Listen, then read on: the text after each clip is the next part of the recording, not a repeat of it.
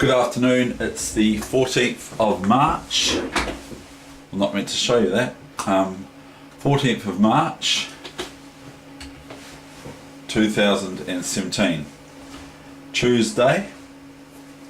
It's on my computer. It's 3:12 PM going on 3:13 PM.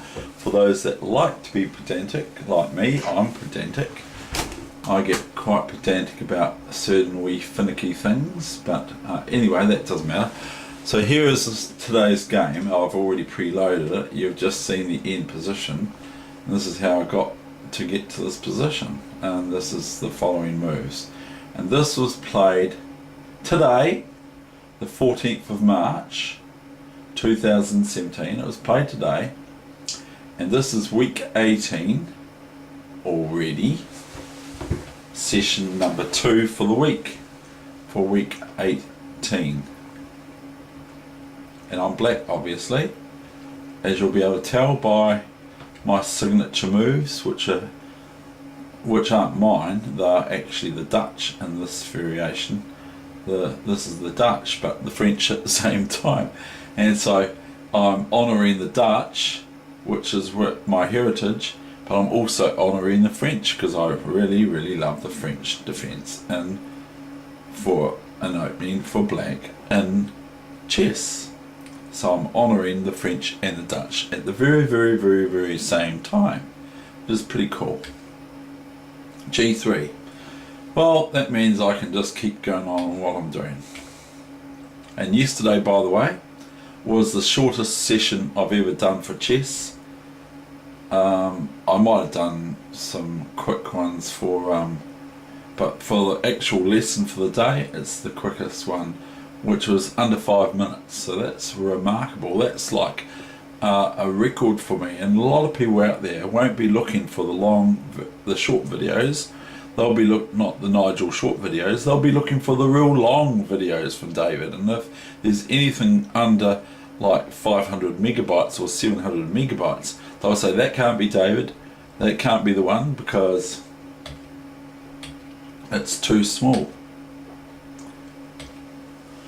Now play a5, he plays bishop b2, I think it's a he, but the thing is it's better to go bishop a3 and swap that. Better to put the bishop out to a3 and swap this bad bishop for white. But the bishop's got its strong points too for white.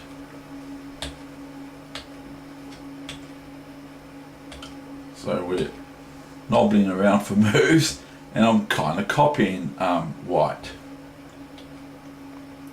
And I just had a look at the game. It's an old one. I looked at it with Heather between Anand Visi or V Anand, I'll just say. Anand and Magnus Carlsen in the World Rapid Championships. I don't know when that was actually, what year it was played. I think it was last year. And Anand gets down to a position with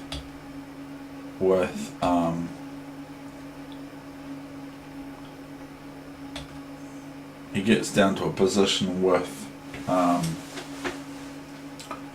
Anand, Magnus Carlsen is black, and he has a bishop and a knight and some pawns. He was white, sorry. Magnus was white.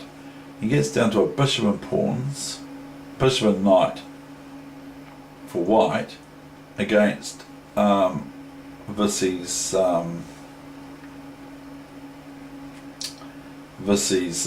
what is it? Visi's rook, and then Magnus accidentally drops a rook. He drops a knight eventually, and or the bishop. Sorry, he drops his bishop to Anand's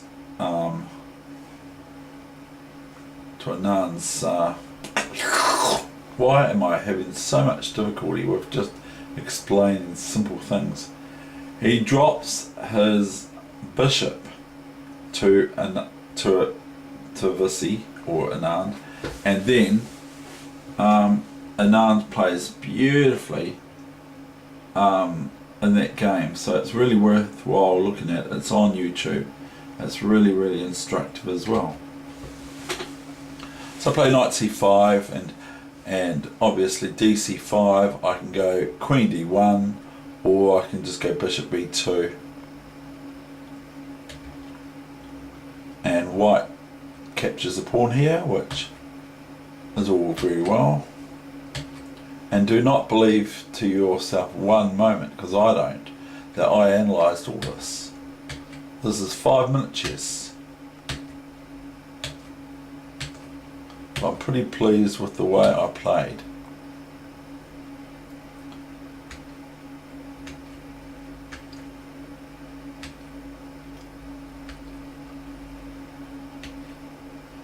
Threatening the proverbial queen h2 checkmate. So white defends it exactly the way I wanted them to do.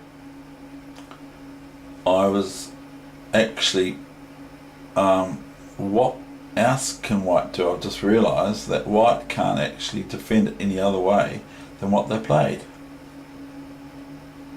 because I'm threatening queen h2 checkmate. So there's no, I didn't actually realise till now that there's no other move than what white played, was queen here. Okay, can you find the move I found in about 10 seconds of time, or whatever I had? I had more than 10 seconds of time, but can you find my next move?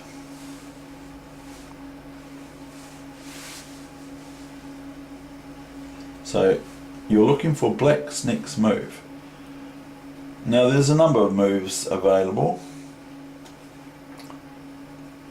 Can you find what devastated white? And there are actual ways and means to win this anyway. Like I could go, I'll just show you. I could go here, this is a new variation, knight here, rook takes, bishop here, and then rook here, while else, otherwise you lose a piece. Rook takes, b2. Thereby, my queen next move regardless, because the rook is pinned, it can't take the pawn. It's better to take it that way round than the other way round, even though I can just take the rook as well, and king takes and play b2. But this is nicer, isn't it? It's prettier. But that's not what I played. So can you find the move I found that devastated white's position and caused material gain at least, or else maybe some crying happened or something to that effect?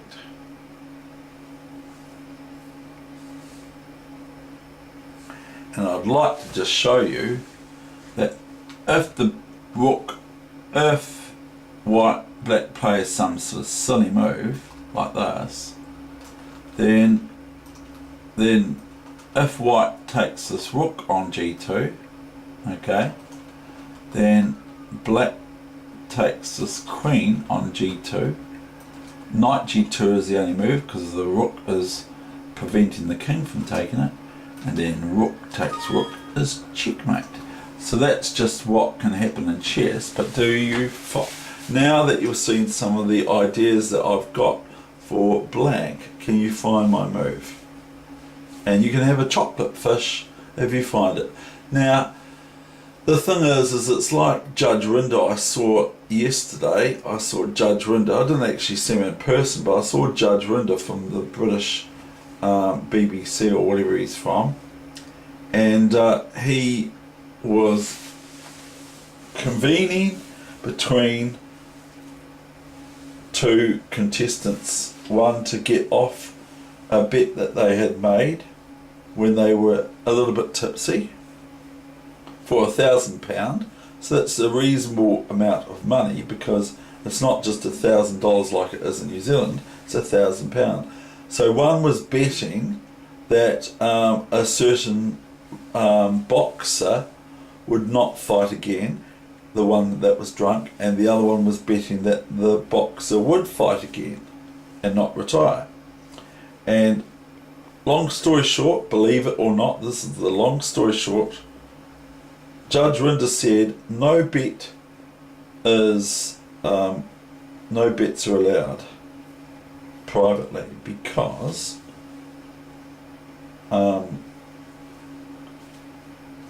there's no bets that are allowed because basically, which is one of the words he despises, is that word basically. He really doesn't like it one bit, the word basically. But anyway, basically, he's I'm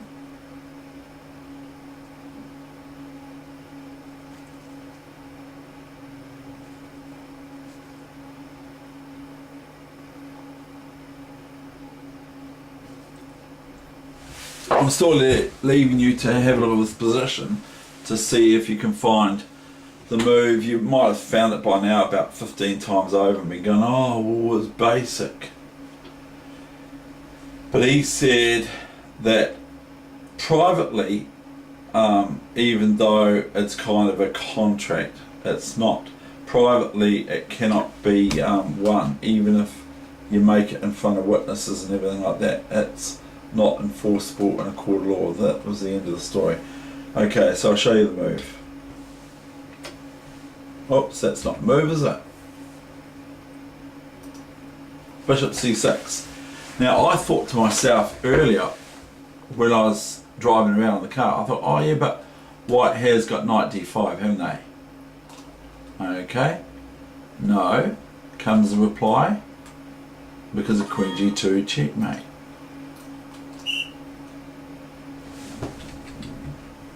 So what does white do? Other than this one, because the queen can't take this bishop, because of queen takes h2, checkmate. So the only thing that white can throw in the way, the knight's no good, as we've already seen. Firstly, black can do almost whatever they like, but the obvious one, just stick to the being basic about it. Don't try to be funny, because you can lose games of chess. Ask me, I know all about it. So this is impossible, but the queen is now pinned or forked to the king behind, pinned or forked or whatever. It cannot leave this square, this diagonal, it can't leave it, because it can't go over here either, because it's checked then, and it can take the bishop. But then we've got the queen takes h2, checkmate. So that's how I finished that game off, and that is the end of the session. Thank you very much, and I hope you enjoyed that game. I did. It was very nice to play it, because I'm floating around the 1900 mark on playchess.com, which is all right, but it's not great.